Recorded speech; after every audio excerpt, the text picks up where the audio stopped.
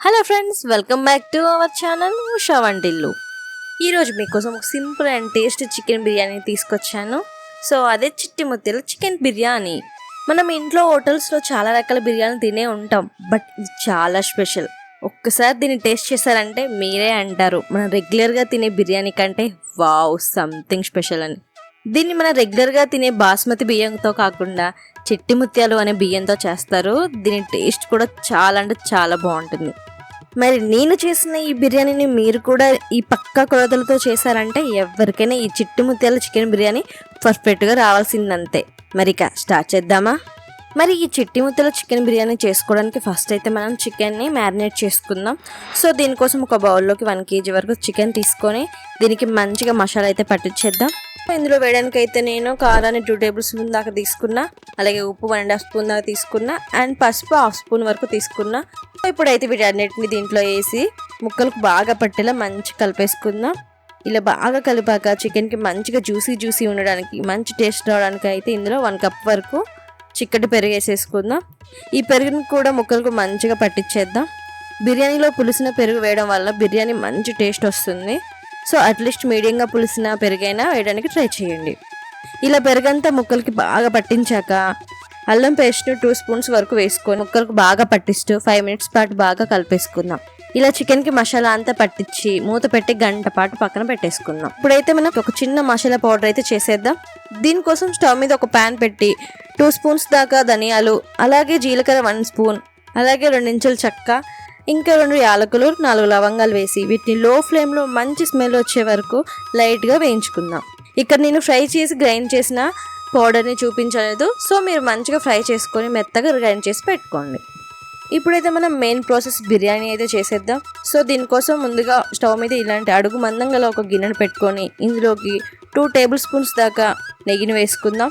అలాగే oil 6 table spoon దాకా వేసుకొని లైట్గా హీట్ చేసుకుందాం. ఇక్కడ మీరు కావాలంటే సగం నెయ్యి సగం నూనె వేసుకోవచ్చు, లేదా పూర్తిగా నెయ్యిని కూడా వేసుకోవచ్చు. ఇప్పుడైతే ఆయిల్ కొంచెం హీట్ అయ్యాక ఇందులోకి హోల్ బిర్యానీ మసాలా అయితే వేసేద్దాం.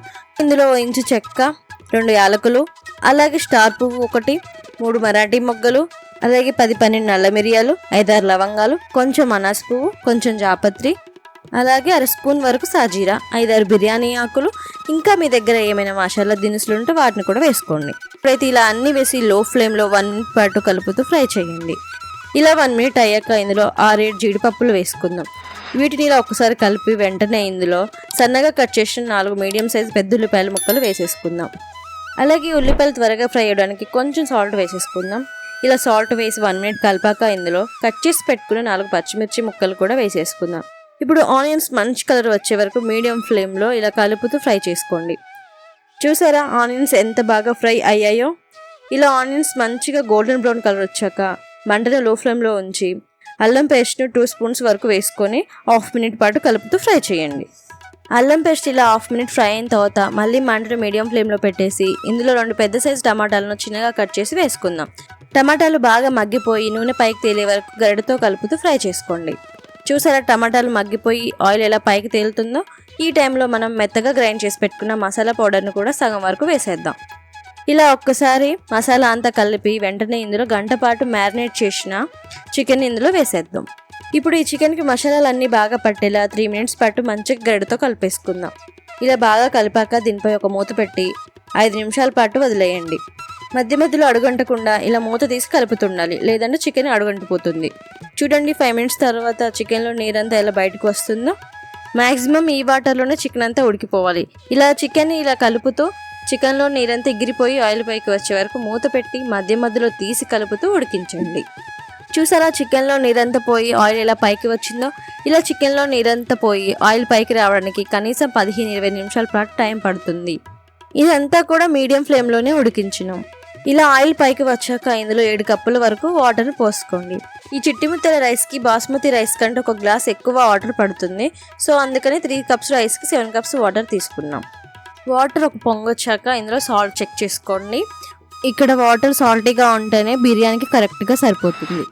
ఇప్పుడు ఇందులో 1 కప్ వరకు పుదీనా, అలాగే 1 కప్ వరకు కొత్తిమీర వేసుకుందాం. ఇప్పుడు ఇందులోనే 15 నిమిషాల పాటు నానబెట్టిన చిట్టి ముత్యాల రైస్ని 3 కప్స్ వరకు వేసుకుందాం. చెప్పాను కదా ఈ రైస్ వాటర్ని ఎక్కువ అబ్జర్వ్ చేసుకుంటుందని, సో అందుకే ఎక్కువసేపు నానబెట్టినక్కర్లేదు.